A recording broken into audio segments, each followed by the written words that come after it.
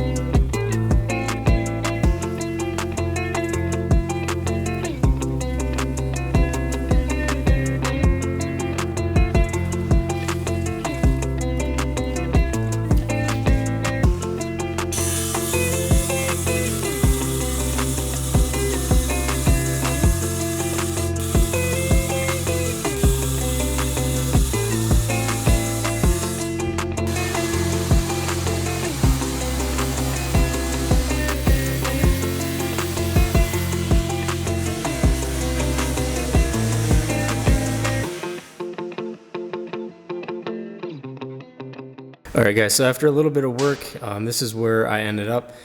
Basically, I started with the whole sheet, and I realized, trying to get it in there, the way these kind of tuck into the corners there, you're not going to get it straight in. I think that's why a lot of times you'll see when people make these custom floors, they're almost hinged in the middle, so you kind of lay them in and then flop each side down, but that's not going to work once we have our tank bolted to this piece of wood here. So I ended up cutting those straight, so this piece can kind of just slide right in. I left the contours right here on the edges so I know, it's located where it needs to be. From there, then I worked it forward enough so that I still have enough room to get in here and get the spare tire out. So now I'm kind of at a little bit of a stopping point to think about how I want to do things. I really wanted at least one spot in the back to bolt this down, but all along this back edge here, one is a high spot. The plywood is actually resting. The highest spot's kind of right here. So the plywood's kind of resting from about there to about there on the actual metalwork of the trunk. But right underneath of there is all of the very top portion of your fuel tank where all of those little pressure relief valves and the top of your fuel pump and all that are. I could probably find a spot if I spent a whole lot of time where I had enough room below the sheet metal where I could put a nutsert in, but it all just seems so close. I don't want to risk drilling into something important trying to put a nutsert in. So I know for sure we're going to drill through right here and put a nutsert. So at least this leading edge will be secured down, and that may be all I need to make sure that this is cinched down and secure. But it may leave that back edge a little floppy for, you know, like if you're hitting bumps. So I may have to, a little further down the road, figure out a way to secure that there in the back. You can also see here on this front edge, I added just a little piece of wood. It wanted to, because there's this high spot in the back, it wanted to kind of lean, you know, down towards, you know, this portion of the trunk here. So we just put that little piece of trim there just to hold that edge up. And I have enough overhang right here where once everything's mounted and everything, depending on how I want to run lines, because I really haven't made up my mind yet on how I want to run lines, we may be able to go down into the wheel well. So right now what I'm going to do is I'm going to drill my holes here, mark them, put the nutserts in, and see what that does for us.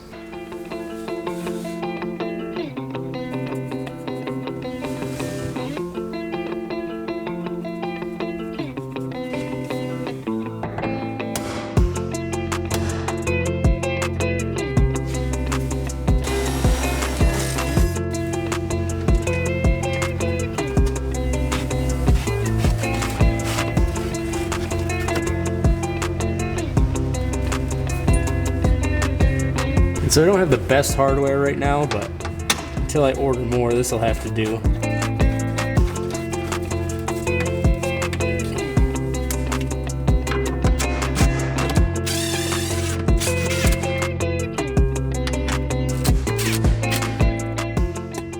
We're definitely gonna have to figure out a way to secure that in the front, but at least for right now, I have this located where it needs to be, so I can work on getting these side panels out so I can take a look at where I want to be running my airline, as well as I'm probably just going to take the back seats out so I can have a better view of this front edge from up there.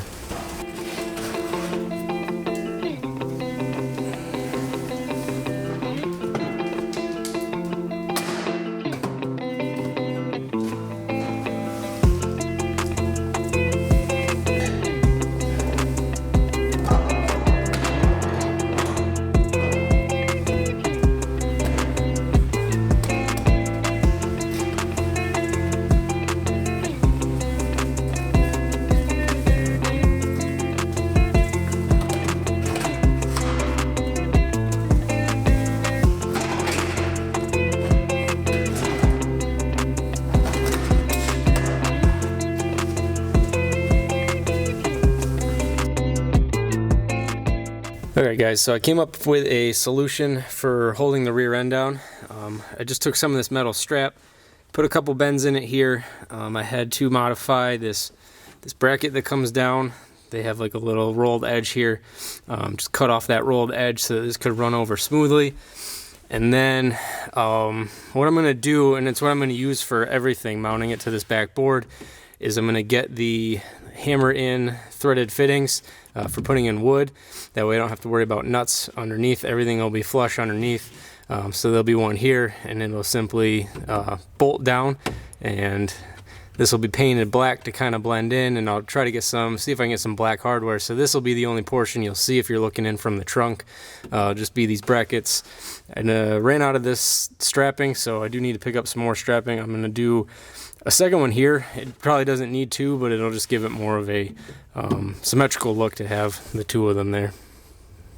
So I'm at a point now where I need to step away for a little bit. I have some parts I need to order, mainly hardware, but some stuff that I had held off on buying at first until I could actually have this kit opened up and get some sizings of parts that I needed to get. But I threw this in here, just give you an idea of what the trunk layout is going to look like. I did pick up this Pretty cool little bracket here for your manifold. It looks like what you can do is with those 3 holes in the bottom, you can drill holes in your base here and then just run your air line down through and then through the holes and then underneath of the plywood for a pretty clean look. I think that's what we're going to end up doing. But the other thing is, looking in the instructions, they want you to run this dryer filter here inline off of this side of the tank. But the other thing they didn't do was include a male-to-male fitting for this filter, which is supposed to go over there on that side of the tank. So I got to look into that and see what's going on with that. I'm not 100% sure. And I'm not sure, I was looking into getting a automatic drain where you can run an electrical line up like into your dash area, and with the push of a button you can drain the moisture out. And I'm not sure if this relocates it anyway, and I won't need to pick up a fitting.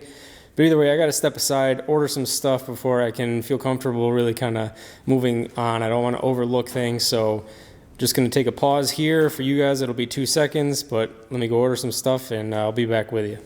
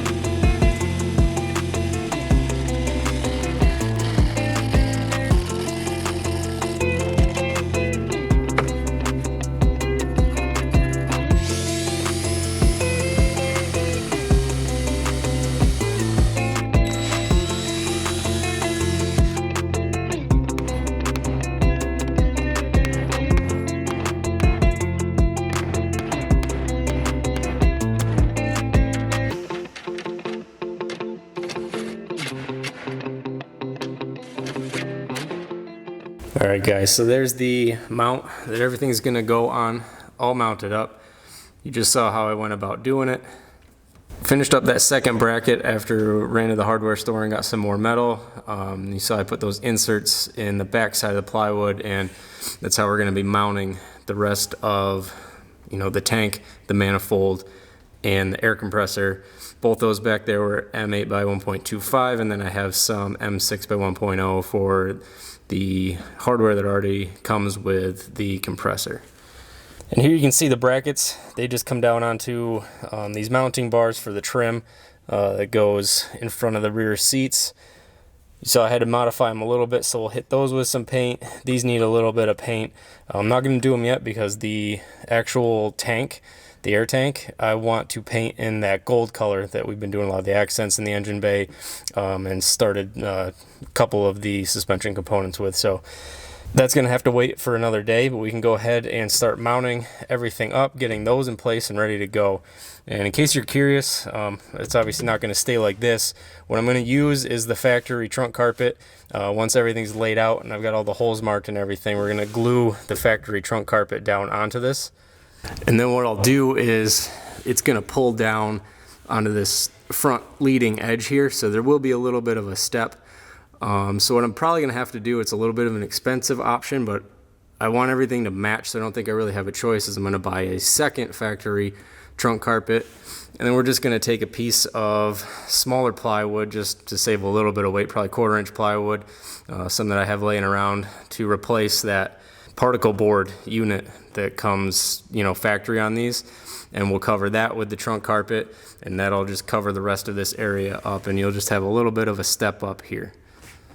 And like I said in the last video, we had to go and order some parts, so here's what we got. I ordered this assortment of P-clips. These are going to be mainly just used to hold down the leader lines from the struts themselves inside the wheel wells.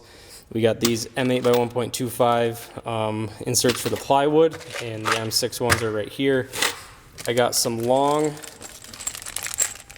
M8 by 1.25 hardware for the front of that mounting board, and then these flush mount washers just to give it kind of a clean look that we'll throw in on final assembly.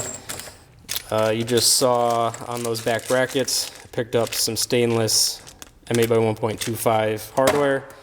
So then I jumped right back onto BagRiders website, kind of had a little bit of a shopping spree. The one thing I wanted to do in the wheel wells was to clean things up with these bulkheads, these bulkhead fittings here.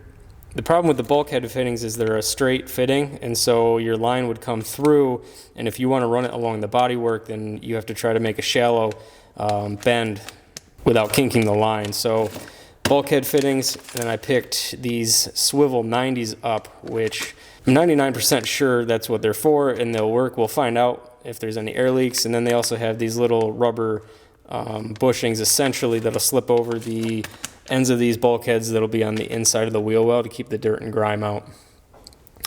Then, like in the last video, I mentioned I wanted to pick up this automatic tank drain.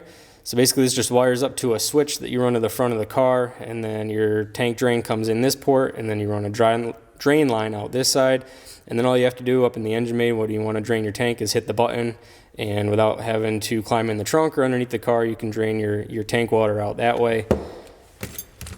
And we also mentioned in the last video, I was thinking about how I wanted to run this dryer here, but I didn't really like the look of it. It's got kind of that like industrial look, and trying to go for the cleanest look I can in the engine bay, and I just didn't like the look of this, so I saw that they had this one. I believe, don't quote me on this, this is an AirLift unit. Yeah, stamped in the top there's AirLift. So, and then in the suggested stuff when I added it to my cart was this fitting, because this is the size for our tank. So this will come out of the end port of the tank, and it goes down to the collector here. I forgot, and I should have realized it's the same size on this side, and all of my 90s that came with the AirLift kit, and this also comes with some 90s, they're all this larger size. So I'm either going to have to find a 90 that's this size, or just get an adapter that'll bring it back up from this smaller size to the larger size here. And then finally, again, it was in like the suggested when I was picking up the bulkhead fittings, is just a bulkhead cutter here, so that'll make life a little bit easier, just to have a dedicated cutter I know is going to be the right size. Alright, so we're going to go ahead with getting the tank mounted first. I've just marked the center point on the tank there, and I've just eyeballed it in the gap here between the two trim pieces I threw back in, just to get an idea for clearance. It's the same distance from both feet to the leading edge here. Sight and to the eye, everything looks nice and squared up. So I'm going to mark everything off and get everything done on this one that we just did for those brackets in the back. I'm not going to film it again. You already get the idea and saw how I did it, so I'll be right back with you.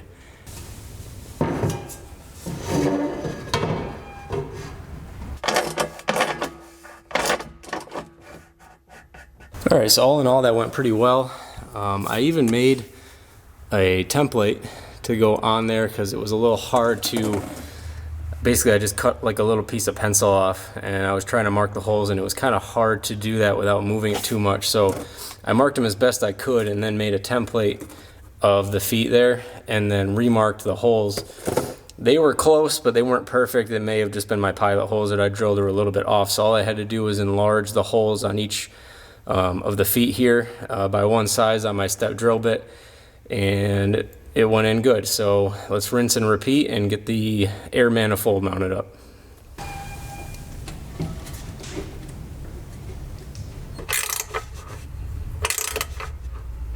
Alright, so there's the manifold all installed, and once again we're just going to rinse and repeat for the compressor. But first we need to change out the feet for the silencing feet that I bought as an extra through BagRiders. Okay, so one other thing that I opted for too, that I saw that was an option on the BagRiders site when I was putting the package together, was for this upgraded SMC check valve here on the compressor. This is the one that comes with it. I've already changed it out. Basically they recommend these for colder climates where there's the possibility that water could get in there and freeze up a bit. It's heavier duty, and it's gonna hold up to that better than the one that comes with it. So I've already swapped that out. It was a little bit of a pain. It's almost like they used like a liquid thread sealant, and it was on there really good, but we got it off, threw some Teflon tape on there and got that on, so that's ready to go. And so lastly are the silencing mounts here. They're basically just different feet for the compressor. You can see with the ones that come with the compressor, yes, there's rubber there, but everything's still pretty rigid when you bolt them down. With these ones, once everything's bolted all the way down, it sits on this spring right here, and so it's constantly suspended by that spring, and it allows everything to move around, which is going to reduce vibrations transferred to the body of the vehicle greatly.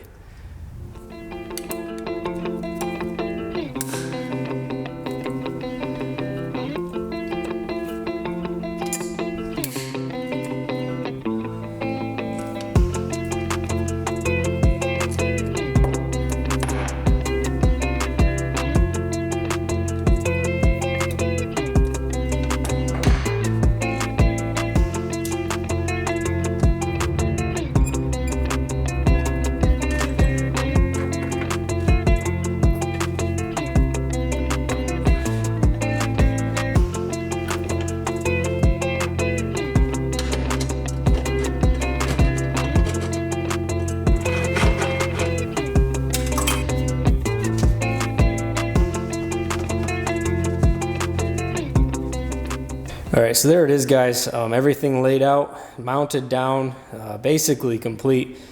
Now it's just going to need some of the finishing touches. Like I said, at the very end, we'll add the carpet in there, and we need to start locating and drilling some holes for airline as well as electrical. Now, the first thing I realized was I had mentioned that it looked as though I could use those holes in the bottom of the mount for the manifold here, and I really do want to use those. I think it's going to be a clean look. But coming straight out of those to the manifold is just too much of a bend. The hose will end up kinking. But I think if I pick up 6 more of those 90-degree fittings that I picked up from BagRiders, those should work perfect because it'll angle those lines right back to those holes. And then for the electrical plug I'll actually put a hole behind the manifold, come up through, and then we'll route it through. So everything will be kind of hidden back that way. Obviously, we need to route the electrical down through here for our pump. That'll come over, and then our drain line off of the water collector down here, that'll come down and over here, because our tank drain will also come down. And I think, I haven't took a look at it yet, but that automatic tank drain, I think I should be able to mount right up underneath the underside here. I think there'll be enough room between the spare tire and there where I can mount that and hide that under the way, right up underneath there. But I've had about enough for one day. My back's pretty sore climbing in and out of this trunk and the back seat area there, and I think it's just a good place to stop, wrap my head around a few things, and decide where I'm going to pick up next. So be sure to check out for part 2. Like I said, part 2 is going to be installing the struts and routing and running the airline. If you like the video, guys, please feel free to leave a comment below. Hit that like button, and if you're not subscribed already, please go ahead and hit that subscribe button. Thanks.